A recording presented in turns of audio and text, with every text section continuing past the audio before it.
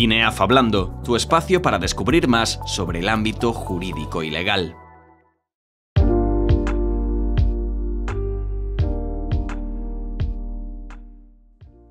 ¿Te gustaría saber en qué consiste el phishing y saber operar con tu cuenta bancaria de forma online y previniendo cualquier ataque que se pueda producir? Si es así, quédate con nosotros porque este seminario te interesa. Hoy os damos la bienvenida a INEAF Hablando, donde conocerás en profundidad acerca de los phishers y cómo estos utilizan una técnica de ingeniería social para confundir a sus víctimas con el objetivo de sustraer de sus cuentas bancarias todo el dinero que puedan. Hoy ha querido estar con nosotros Francisco José Quevedo, graduado en Derecho y letrado ejerciente tras la superación del máster de acceso a la abogacía. Hola Francisco, es un placer tenerte en INEAF Hablando y que nos cuentes todo sobre phishing bancario y el análisis jurisprudencial. ¿Qué tal estás? Hola, muy buenas tardes, Anaís. Pues en primer lugar, daros las gracias por darme la oportunidad, tanto a vosotros como a INEAF Business School, de ofrecerme esta oportunidad para ser el conferenciante, entre comillas, de estas nociones que voy a impartir, que realmente considero que espero que sean ilustrativas y muy prácticas. Vamos a ver si tienen ese impacto sobre las personas que se encuentren interesadas, ya sean profesionales como ciudadanos que estén interesados en prevenir este tipo de ataques e identificarlos también. Efectivamente, Francisco. De hecho, gracias a ti por estar hoy con nosotros. Antes de empezar, me gustaría presentarte un poquito más extensamente y conocer mejor tu perfil y trayectoria, porque tienes una vocación por el mundo del derecho indiscutible y siempre has tenido claro que la formación es la llave hacia un futuro prometedor. Por eso no has dejado nunca de formarte y me consta que tienes decidido seguir haciéndolo. Estás especializado en derecho civil de todo tipo y particularmente en la defensa de los consumidores y usuarios, tales como el derecho bancario y derecho de la competencia, aunque también eres experto en derecho de familia y laboral. Recientemente has finalizado con éxito el máster sobre Derecho Digital y Nuevas Tecnologías impartido por INEAF Business School en colaboración con la Universidad de Nebrija. Hoy has querido estar con nosotros para tratar de ofrecer una guía preventiva sobre el phishing bancario, dar a conocer este tipo de ataques, profundizar en los mismos y ofrecer soluciones. Un seminario muy interesante y didáctico del que todos, como bien decías, usuarios y entidades, podemos y debemos aprender. Por mi parte es todo. Darte las gracias, Francisco, por traernos un tema tan relevante y contemporáneo y apoyar de esta forma el proceso de aprendizaje, además de enseñarnos un poco más a todos. En INEAF Hablando nos comprometemos a seguir preparándote para enfrentar con éxito la realidad profesional con contenidos de calidad, gracias a la visita como Francisco de expertos de primer nivel y en activo que vendrán con el propósito de favorecer la asimilación de contenidos mediante una aplicación práctica, porque eres el protagonista y nosotros la mejor opción para los que nos eligen. Muchas gracias, Francisco, por venir a inspirarnos y, por supuesto, a vosotros por acompañarnos. Hasta la próxima. Todo tuyo, Francisco. Bien, muchísimas gracias, Anaís, de nuevo por la presentación. Bien, muy buenas tardes. Mi nombre es Francisco José Quevedo Redondo y vengo a presentar este breve seminario sobre las nociones sobre el phishing bancario, análisis jurisprudencial y posibles perspectivas. Bien, el motivo del presente seminario no va a ser otro que hacer una guía que exponga esta situación para que pueda llegarse a conocer por los usuarios de banca electrónica aquellos peligros ante los que están expuestos, toda vez que existe un auge en el peligro del uso de estas nuevas tecnologías. Se pretende con ello hacer llegar una especie de orientación que sirva como manual introductorio, así como un manual de identificación, prevención y posibilidades de solución, y también vamos a tratar de ofrecer una crítica constructiva a las entidades bancarias para que implementen una serie de refuerzos de seguridad a los que ya tienen disponibles. También vamos a explorar las nuevas posibilidades sobre las reclamaciones a realizar sobre este tipo de ataques y, por último, examinaremos la jurisprudencia más novedosa al respecto del phishing bancario y también, por supuesto, el refuerzo del Tribunal de Justicia de la Unión Europea en este contexto del phishing bancario. Bien, ya sin más demora, vamos a introducirnos en el mundo del phishing a nivel general, ¿vale? Concretamente, el phishing, bueno, pues cada vez con mayor frecuencia se dan casos de phishing en los que a través de una técnica de ingeniería social los atacantes seleccionan a sus víctimas en aras a detraer de los mismos pues una serie de claves o información que utilizarán para cometer o perpetrar el ilícito concreto, tal como por ejemplo puede ser la sustracción de, bueno, pues de identidades en perfiles de redes sociales o la sustracción de dinero. Todo ello valiéndose del engaño bastante que se encuentra contenido en el artículo 248.2 del Código Penal. Hay que decir que no vamos a incidir de forma muy especial ni haciendo mucho hincapié en el ámbito penal del phishing, de esta perspectiva del phishing, sino que vamos a incidir más bien en el ámbito civil, que es a donde vamos a orientarnos. Bien. ¿En qué consiste el phishing? Pues ya lo hemos introducido un pelín. El phishing consiste en una técnica de ingeniería social, como decíamos anteriormente, en la que el phisher disfraza una serie de comunicaciones engañosas que aparentan ser de una fuente de total confianza o seguridad, cuando en realidad lo que entrañan es un peligro para aquel que las está sufriendo. ¿Con qué intención? Pues con la intención de realizarnos un robo de claves, un robo de identidad, un robo de información personal o un robo de información financiera. Bien, ¿a través de qué medios se suele dar el phishing de manual? Pues ahora los veremos, concretamente pues a través de SMS, de llamadas, de correos electrónicos e incluso a través de los códigos QR. Bien.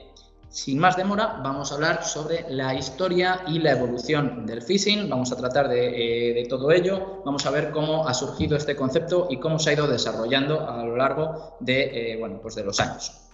En cuanto a la historia, el primer momento en el que podemos observar que bueno, pues, surge el concepto del phishing, o cuando oímos hablar más bien la primera vez del phishing, es una conferencia que se da en 1987, cuyos conferenciantes Harry Felix y Chris Hawk denominan Seguridad del Sistema, la perspectiva de un hacker.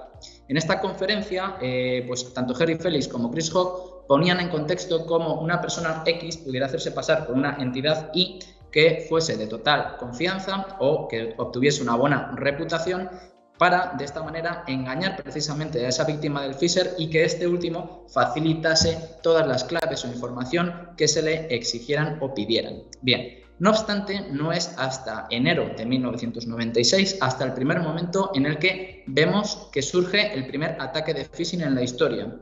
¿Contra qué compañía? Contra la compañía América AOL, América Online. No obstante, también hay que decir que el término del phishing proviene de este tipo de ataque y la pesca. Bueno, entendemos que es pues, algo bastante gráfico, ¿no?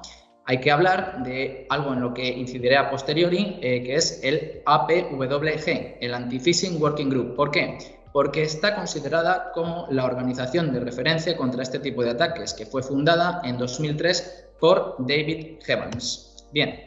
Hablando ya concretamente de la evolución del phishing, bueno, pues claramente, y dado que la sociedad avanza tal y como también lo hace, pues obviamente, como no puede ser de otra manera, los medios tecnológicos a una velocidad pues más bien vertiginosa, las personas van a identificar este tipo de picaresca de los malhechores, por así decirlo, y por lo tanto estos phishers se van a ver también obligados a promocionar en su sector, de manera que los ciberdelincuentes van a perfeccionar su técnica. De esta forma, el futuro, yo considero, del phishing, que va a venir a través de la especialización de las técnicas empleadas que se van a dirigir, sin lugar a dudas, a un público más específico y claramente más analógico, menos ducho en el uso de las nuevas tecnologías o de las tecnologías ya en general. Y una variante del phishing que sí que me interesa mucho poner de manifiesto, que es el hishing. ¿Por qué me interesa? Porque es una variante que realmente pues asusta, ¿no? ¿En qué consiste? Pues consiste concretamente en camuflar virus u otras amenazas informáticas como pudiera ser spyware, keyloggers, troyanos o malware, entre otros, en equipos que van a ser posteriormente comercializados.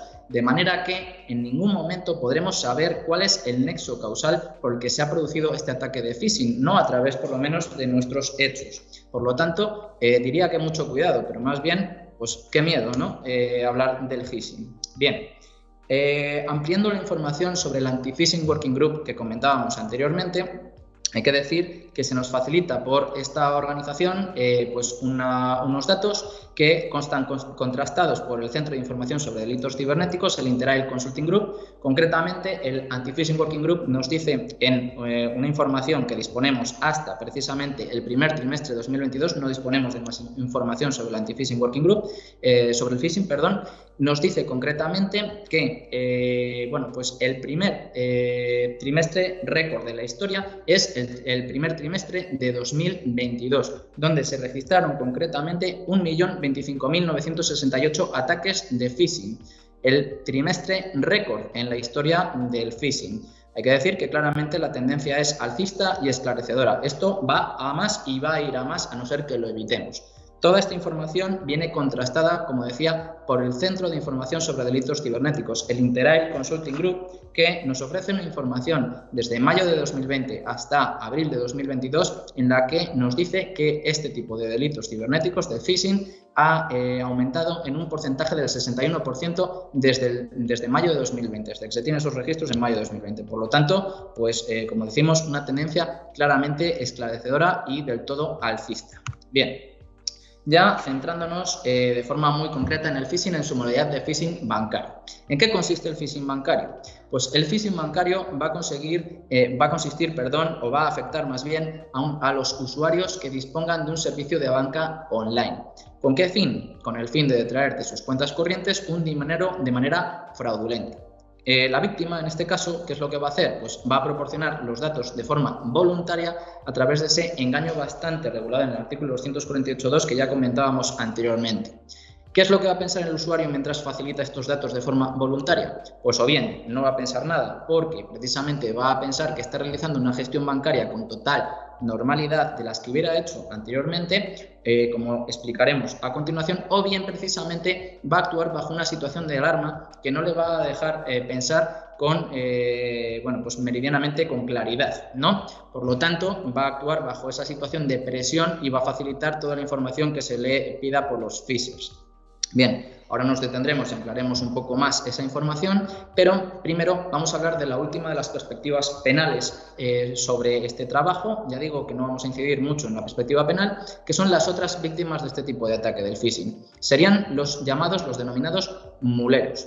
¿En qué consiste esta figura? Pues los muleros son gente, por lo general, con pocos recursos, que va a recibir una oferta de trabajo muy bien remunerada y que va a consistir precisamente en obtener más bien una transferencia de dinero en su número de cuenta y posteriormente realizar esa transferencia a través de un servicio de pago que no deje rastro, como por ejemplo puede ser MoneyGram. En cualquiera de los casos, el intermediario, por lo tanto, de este phishing va a ser precisamente ese mulero y no el phisher que realmente está detrás de todo esto. Por lo tanto, pues bueno, como decimos, serán las otras víctimas de este tipo de ataque a nivel, por supuesto, de derecho penal. Bien, en cuanto a las técnicas de detección y prevención, vamos a detenernos, bueno, pues ya de forma más amplia quizás, y en primer lugar introducir este epígrafe, por así decirlo, diciendo que resulta de gran importancia que se dé una formación a la ciudadanía en ciberseguridad para que se limiten este tipo de ataques o al menos mantener a raya una buena parte de los mismos, que es el objetivo de, como decíamos, de este seminario, espero que sea breve. En cualquiera de los casos hay una serie de vías por las que se produce el phishing bancario, el phishing de manual, y voy a empezar a desgranarlo. En cualquiera de los casos, reitero, tendría que ser la primera de las vías, los correos electrónicos. Para evitar el phishing por correo electrónico, lo que tendremos que hacer será, en primer lugar, fijarnos en la ortografía del texto que contiene el correo electrónico. De manera que si en el texto del correo hay unas faltas de ortografía garrafales, ya podremos hacer saltar nuestras alarmas. ¿Cómo o a quién se dirige el correo electrónico? Por lo general, las entidades que disponen de nuestros datos van a dirigir los correos de forma personalizada. Por ejemplo, a mí, estimado Francisco Quevedo, pero no estimado cliente, estimado amigo, apreciado usuario. Bueno, pues mucho cuidado con estos correos también. Lo que decíamos anteriormente, ¿refleja una sensación de urgencia o peligro inminente? Si es así, como por ejemplo, su cuenta está siendo hackeada, acceda a este enlace para evitar el hackeo. Su información va a ser sustraída, acceda a este enlace para evitar esa sustracción, etcétera, etcétera. Muchísimo cuidado porque estos son los correos de manual por los que se introduce o nos llevan precisamente a ese phishing. La dirección del enlace. ¿Es auténtica la dirección del enlace? Esto es vital conocerlo. Bien, siempre voy a reiterar, jamás pinchemos en el enlace, nunca, ¿vale? Esto ampliamente. ¿Por qué? O cómo más bien vamos a identificar entonces si el enlace es auténtico o no. Pues vamos a colocar el cursor en el enlace de manera que se refleje la auténtica dirección y que podrá observarse en la parte inferior del navegador. De manera que entonces ya sí identifiquemos si la URL a la que se nos dirige es auténtica o precisamente es falseada. ¿Cómo vamos a saber si esa URL además ostenta, bueno, pues esa seguridad? Pues fijándonos en el protocolo de comunicación de la página web o de dicha URL, que debería de empezar o debiera de empezar por HTTPS, no por HTTP. ¿Por qué? Porque HTTPS usa dos protocolos de comunicación que impiden que los datos se transmitan de forma insegura, ya que la información se va a encontrar cifrada y por lo tanto esto va a impedir al resto de usuarios interceptar esta información. Por último, ¿quién es el emisor del correo electrónico? Generalmente se nos envían ya correos electrónicos a los que no podemos contestar. Estos son los obviamente más seguros, como por ejemplo podría ser los que contienen la dirección noreply@nombre de la empresa o de la entidad.es o .com. Esos son los correos electrónicos seguros. Si tenemos que contestar a un tal, pues Pepito Pérez, por ejemplo, pues obviamente tendremos que tener ya un mayor cuidado. Bien. Continuando con las variantes del phishing, ¿cómo se producen? El phishing de manual, sobre todo el bancario, se produce en este caso por el smishing, es decir, a través de SMS, y por el phishing, a través de llamadas telefónicas, que muchas veces vienen en conjunto. Vamos a desgranar un poco los mismos. En principio, pues comentar que el smishing se produce con el envío de SMS a un número de teléfono que lleva asociado, junto al texto que contienen, un enlace fraudulento que por lo general nos va a redireccionar a una página web espejo idéntica a la de la propia entidad. De esta manera, además, es muy difícil identificar dichos SMS fraudulentos porque se van a colar en el resto de los anteriores SMS que la entidad bancaria nos ha enviado en el transcurso de nuestras operaciones bancarias ordinarias habituales. Por lo tanto, sospechamos que la centralita de la entidad ha sido previamente hackeada y se han colado esos SMS fraudulentos.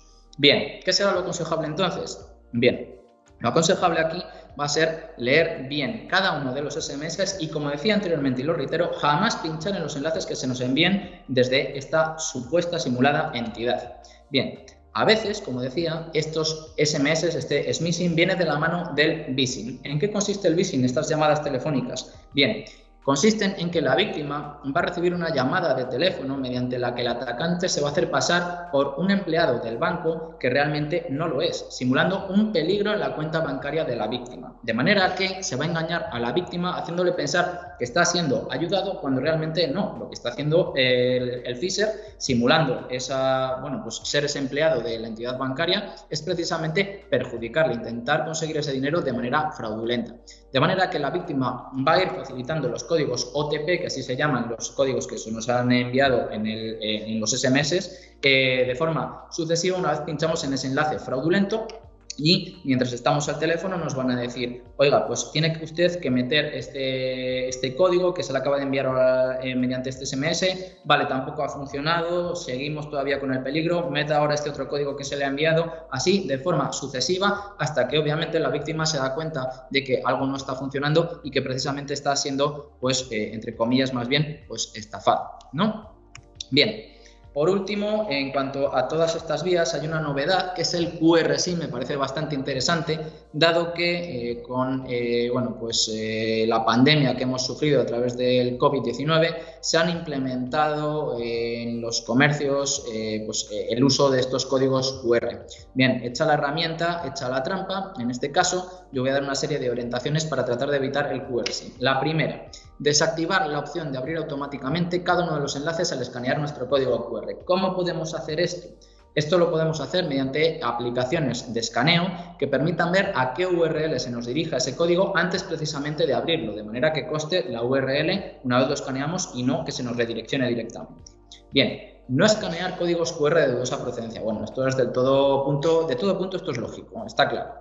En caso de realizar pagos o transacciones financieras con códigos QR, comprobar que todo ha llegado a buen puerto. Y esto es interesantísimo y muy importante. Si el código QR está en el mundo físico, tendremos que tener muy claro que pues quizás tengamos que coger y raspar con la uña del dedo ese código QR en el mundo físico, porque muchas veces está ya siendo falseado los códigos QR con una pegatina de un código QR fraudulento. Por lo tanto, mucho cuidado aquí, esto es muy importante. En caso de gestionar un negocio, más de lo mismo, comprobar periódicamente que los códigos QR de nuestro negocio no hayan sido falseados. Y por último, si el código QR lleva a una página en la que se pide información personal, por supuesto, pararnos a pensar si el contexto requiere que facilitemos dicha información personal o financiera.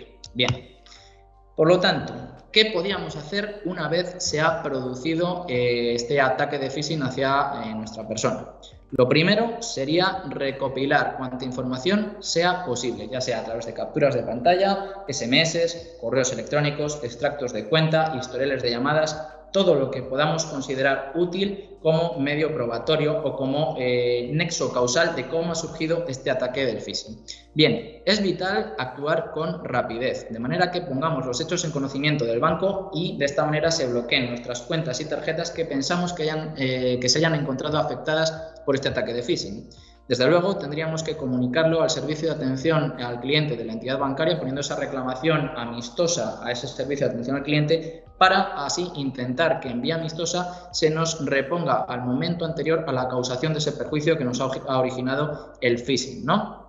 Desde luego, también muy importante poner la correspondiente denuncia de los hechos ante la autoridad competente, ya sea policía, guardia civil, lo que tengamos más cerca, y si nada de todo ello funciona, como muchas veces viene siendo algo habitual, entonces ya no nos quedará otra que interponer la correspondiente demanda en vía judicial. Mi consejo es que lo hagamos por la vía civil, como vengo diciendo desde el inicio, dado que entiendo que la vía penal es menos útil o al menos más lenta, más bien, no menos útil para nada, por favor, no se me malinterprete, sino más lenta. ¿Por qué? Porque esta vía penal generalmente lo que va a hacer es interceptar al mulero en lugar del phishing y va a retrasar mucho más que, como decía antes, se nos reponga al momento anterior a la causación de ese perjuicio, de esa detracción de dinero.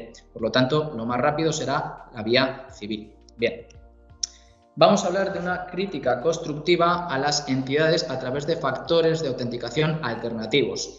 ¿Qué medidas podrían implementarse por las entidades bancarias para construir ese refuerzo de seguridad y evitar, al menos en gran medida o una parte, los ataques de phishing? Bien, lo primero es la firma digital de correos electrónicos seguros, que va a venir de la mano de políticas SPF, es decir, Sender Policy Framework.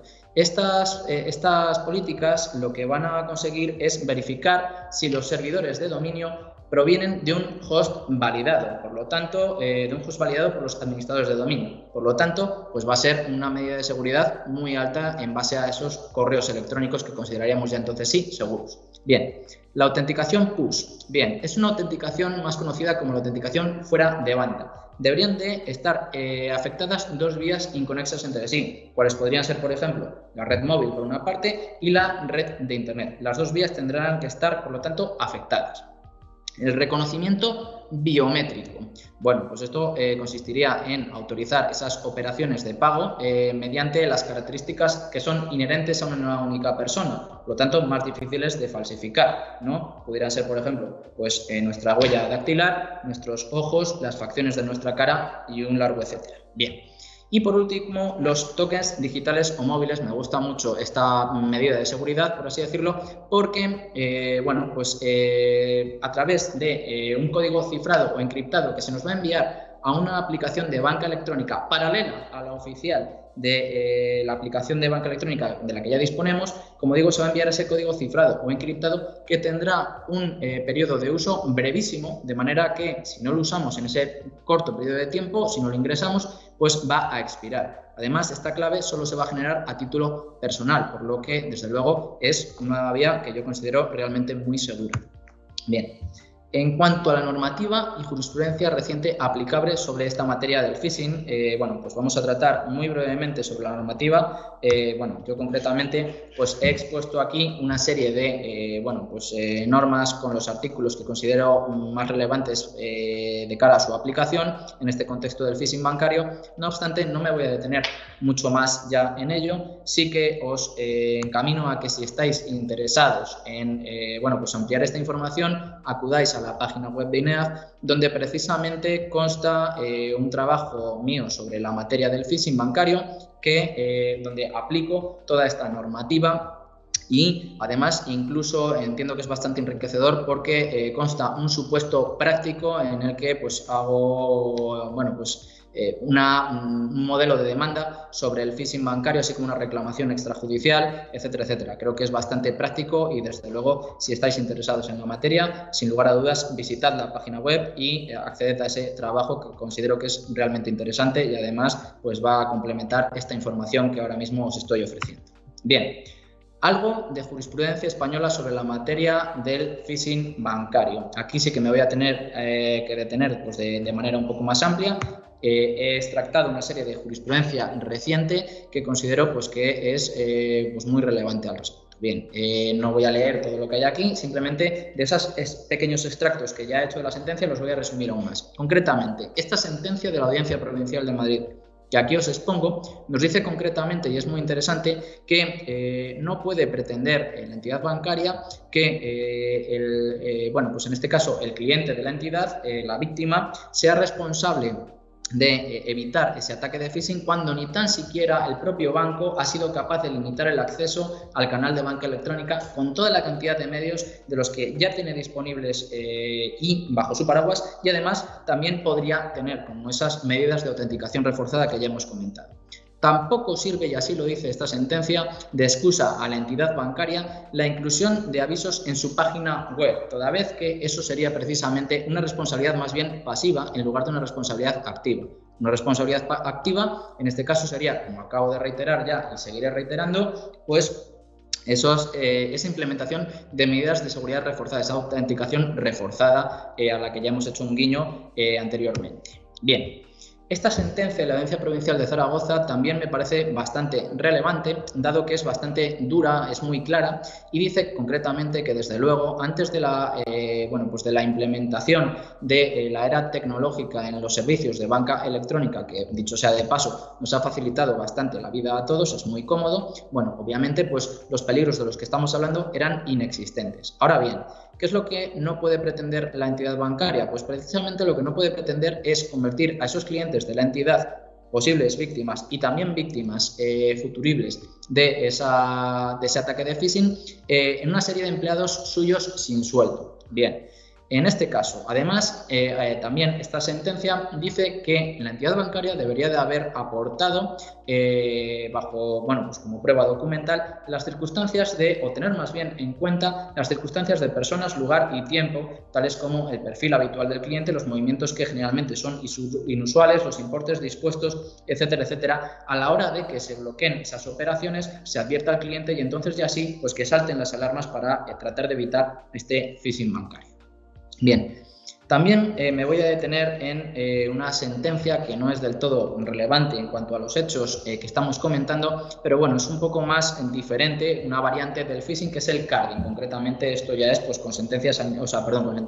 con tarjetas más bien pues a nivel ya físico, como no puede ser de otra manera. Aquí lo que vamos a hacer es concretamente que vamos a hacer mención a que estas tarjetas han sido duplicadas en cajeros automáticos o terminales TPV, de manera que las entidades tengan que responsabilizarse del defectuoso funcionamiento de dichos cajeros, que claramente es imputable a la entidad el hecho de que se puedan clonar esas tarjetas. Además, también hace expresa mención a que se deberían de exhibir los DNIs de las personas que están pagando con esas tarjetas que han podido ser robadas para identificar a la persona que paga. Ahora, con la tecnología contactless, dependiendo qué tipo de pagos, ni siquiera se nos solicita esa exhibición del DNI, como antes sí que yo recuerdo que se hacía antes de que, como digo, entrara esta tecnología contactless en las tarjetas.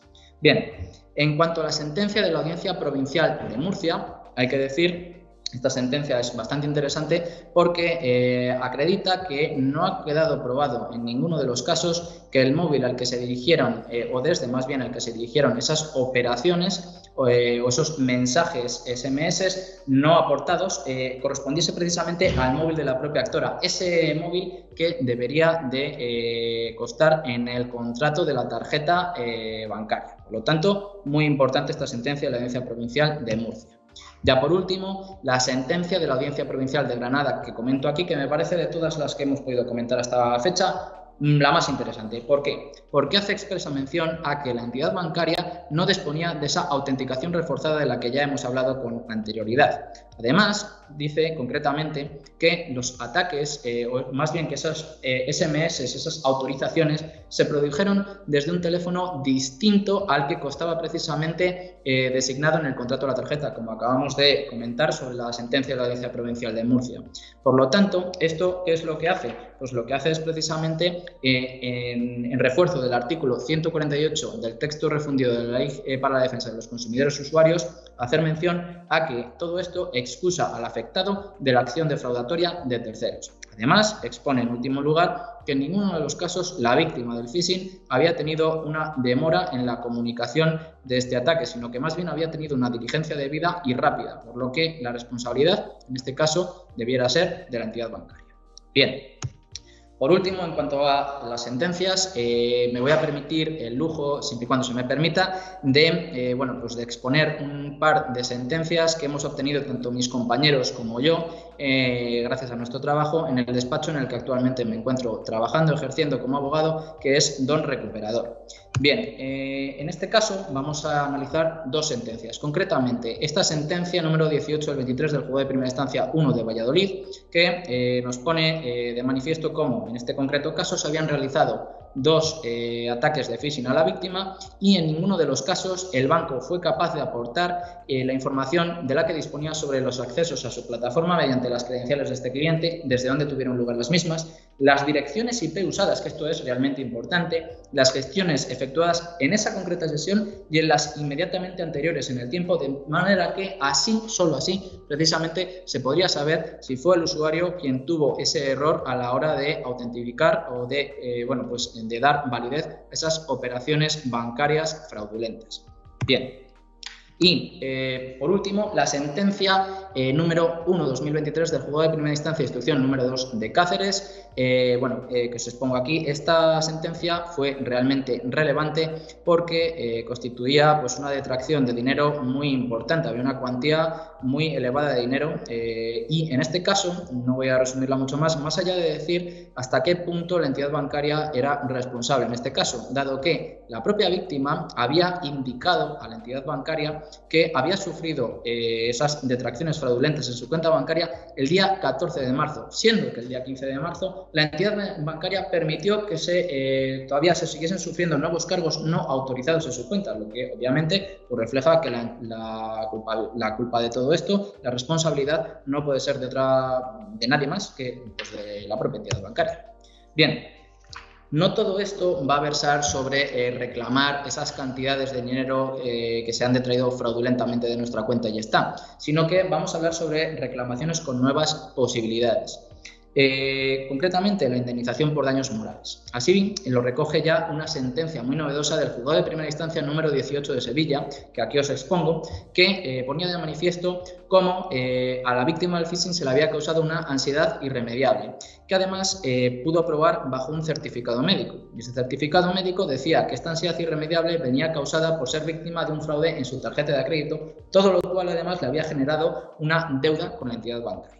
Esto encuentra su apoyo de la mano del dictamen del abogado general del Tribunal de Justicia de la Unión Europea, Giovanni Pietruzzella, que en sus conclusiones presentadas el 27 de abril de 2023, dentro del asunto C-340/21, pone en contexto cómo la ANAP, la agencia de recaudación búlgara, fue atacada por un hacker y esos datos pudieron ser incluso utilizados de forma indebida, todo lo cual podría generar un miedo a los ciudadanos búlgaros sobre el uso indebido de los mismos. Ahora bien, dice muy acertadamente Giovanni Pietruzzella que este miedo debe de ser real y no un miedo ficticio. Yo me pregunto en este caso si los titulares de esas tarjetas de crédito, esas cuentas bancarias que han visto sustraídos sus datos bancarios, que son de todo punto información muy sensible, podrían estar afectados o podríamos reclamarles esa indemnización por daños morales. Obviamente, la sentencia del juzgado de primera instancia número 18 de Sevilla ya nos daría pie a todo esto. Bien, ya casi estamos terminando. Y vamos a hacer especial hincapié en esta sentencia del Tribunal de Justicia de la Unión Europea de 16 de marzo de 2023 en el asunto C-351 del 21. ¿Por qué? Porque hasta la fecha de hoy podíamos contar con muy escasas sentencias, muy escasa jurisprudencia sobre la materia del phishing y concretamente provenía tanto de juzgados de primera instancia como de audiencias provinciales de España. No obstante, esta sentencia es muy relevante porque puede ser la piedra angular sobre la que sustentar todas nuestras pretensiones de cara a esa reclamación por phishing bancario. ¿Qué dice esta sentencia? Pues dice concretamente que es la entidad quien proporciona el sistema de pago, de manera que el proveedor puede solicitar la información sobre el beneficiario de la operación cuando la operación se realiza a través de la propia infraestructura técnica de la entidad bancaria. Además, esto encuentra su refuerzo en el artículo 47.1 de la Directiva 2007/64/CE del Parlamento Europeo y del Consejo de 13 de noviembre de 2007 sobre servicios de pago en el mercado interior, que nos dice concretamente que el proveedor de servicios de pago está obligado a dar la información sin demora al ordenante, todo lo cual es una información que debe de ser obligatoria para todos los Estados miembros y no se puede introducir excepciones o atenuarla. Bien. Ya por último voy a concluir este seminario de manera que os extracto mis conclusiones, siendo que vamos a analizarlos desde una perspectiva temporal hasta nuestros días actuales y futuros, desde luego.